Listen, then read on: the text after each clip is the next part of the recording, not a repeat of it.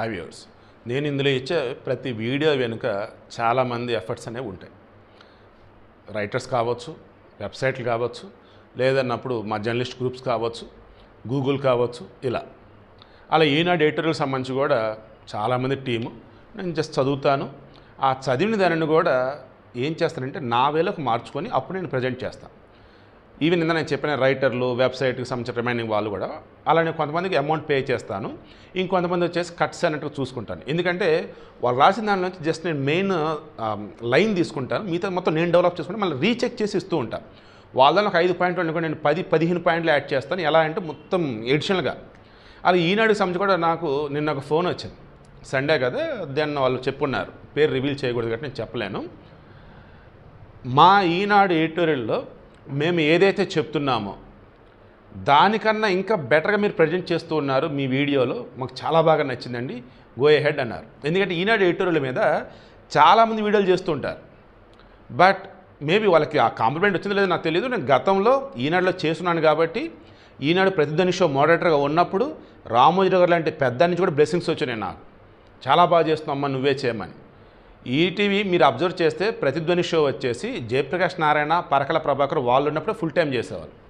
Again 2018 నుంచి 2020 ఈ 3 years full time చేసింది మరలా నేను. ఒక డిబేట్ అయినా లేదన్నప్పుడు ఆ డిబేట్ సంబంధించి ఎలక్షన్ కౌంటింగ్ అని కావచ్చు, లేదన్నప్పుడు ఆ రోజు వచ్చేసి ఎలక్షన్ ఉన్నప్పుడు కావచ్చు, బడ్జెట్ సంబంధించి కావచ్చు, మొత్తం నేనే ఉండేవాడిని.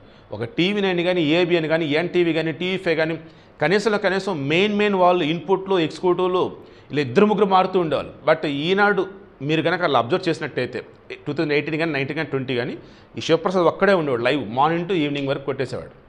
ఎందుకు ఇప్పుడు అంతా చెప్పిన స్టార్టింగ్ అంటే, ఇప్పుడు నేను చెప్పబోతున్నటువంటి కంటెంట్ ఏదైతే ఉందో నాకు తెలిసి మన తెలుగు మీడియాలో ఎవరు ఈవేళ టచ్ చేయాలి.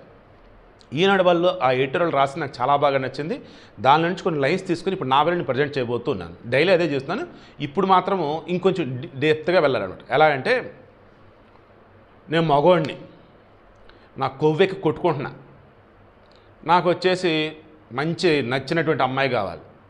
పిల్లలు కూడా చూస్తారు కదా ఎడిటోరియల్, సో కొంచెం పదాలు మార్చి వాడతాం మళ్ళీ. ఓకే, సో నేను వచ్చేసి వయసులో ఉన్నటువంటి మగవాడిని, నాకు ఒక అమ్మాయి కావాలి. అయితే ఆ అమ్మాయితో ఫస్ట్ నాకు కావాల్సింది లైంగికంగా కావాలి. అప్పుడు ఆ అమ్మాయి అందనమాట, కలుస్తున్నా కరెక్టే, ప్రికాషన్స్ ఏమి తీసుకోవట్లేదు, దట్ మీన్స్ కండోమ్ వాడలేదు, రేపు మనకి బిడ్డ పుడితే ఎట్లా అని చెప్పేసి, ఏం పర్లేదు నేను ఉన్నాక నేను చూసుకుంటా అని చెప్పేసి అన్నా నేను. దెన్ అలా అమెరికా వచ్చేసి రష్యాని ఆఫ్ఘనిస్తాన్ విషయంలో అడ్డుకోవాలని ఆ అహం కావచ్చు, కొట్టుకోవడం కావచ్చు, వాటర్ రైట్స్ ఇంకేదైనా అనుకోండి అమెరికాకి, ఆ ఇదిలో పాకిస్తాన్ని కోరుకున్నాడు. ఏమని, ఇప్పుడు మనకు బిడ్డ పుట్టాలా, ఎటువంటి బిడ్డ, రష్యన్ తునాతనకులు చేయాలి, అద్దని ఇది అంటూ. అప్పుడు పుట్టిందే ముజాహిదీన్. నాకు తెలిసి అమెరికా వాళ్ళే ఈ పాకిస్తాన్లో ఫస్ట్ టెర్రరిస్ట్ గ్రూప్ పుట్టుకొచ్చాయి. దెన్ ఆఫ్ఘనిస్తాన్ నుంచి దాన్ని తరిమేశారు ఈ రష్యాని. ఏంట్రా అంటే, రష్యా అండ్ అమెరికా కూడా ప్రపంచ దేశాలలో వాళ్ళ ఆధిపత్యం ఉండాలంటే ట్రై చేస్తూ ఉండేవాళ్ళు. ఇప్పుడు ఉత్తర కొరియా, దక్షిణ కొరియా ఉన్నాయి కదా, అవి కూడా అటువంటివే. ఇలా చెప్పుకుంటే చాలా దేశాల వాటికి ఇలాగే అనమాట. సో విషయం ఏంటి, అప్పుడు పుట్టిన టెర్రరిస్ట్ గ్రూప్స్ ఉన్నాయి కదా, దానిని అమెరికా వాడు చెప్పేవాడు ఏ దేశాల మీద వాళ్ళు ప్రయోగించాలి ఏంటని, వాళ్ళ ఫండింగ్ మొత్తం ఇచ్చేవాడు.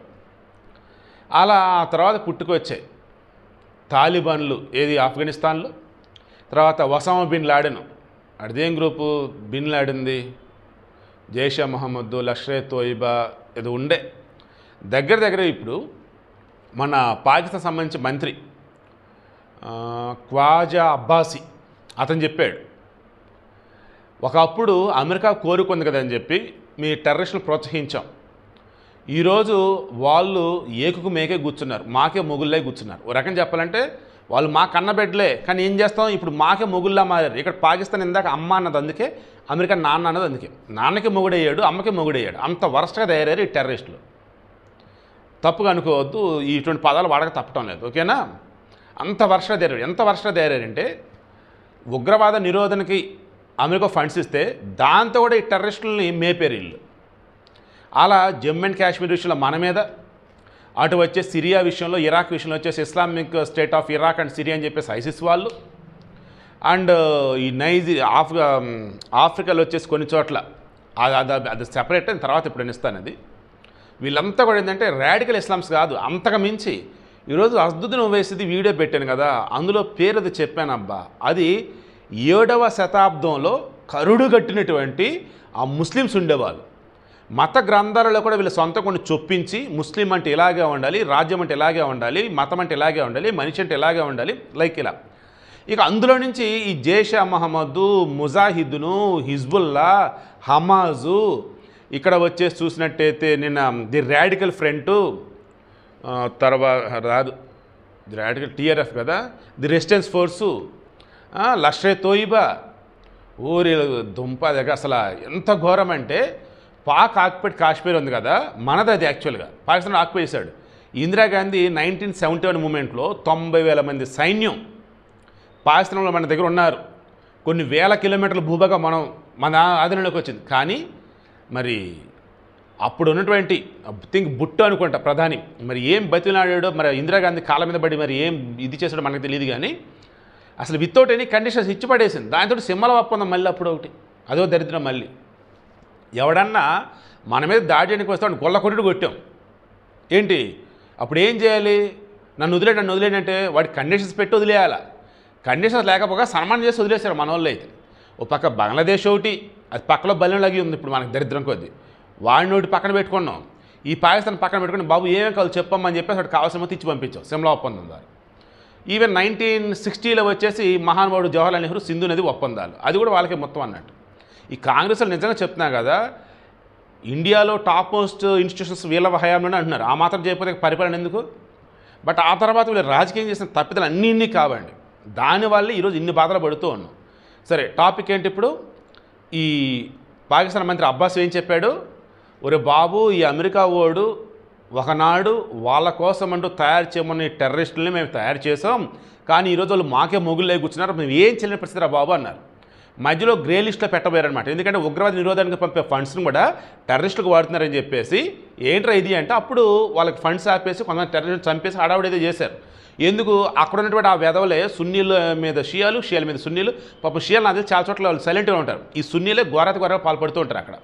ఈవెన్ ఈ రోజు కూడా ఏదో బాంబ్ బ్లాస్ట్ అది జరిగింది, ఎక్కడో 6 చనిపోయాను.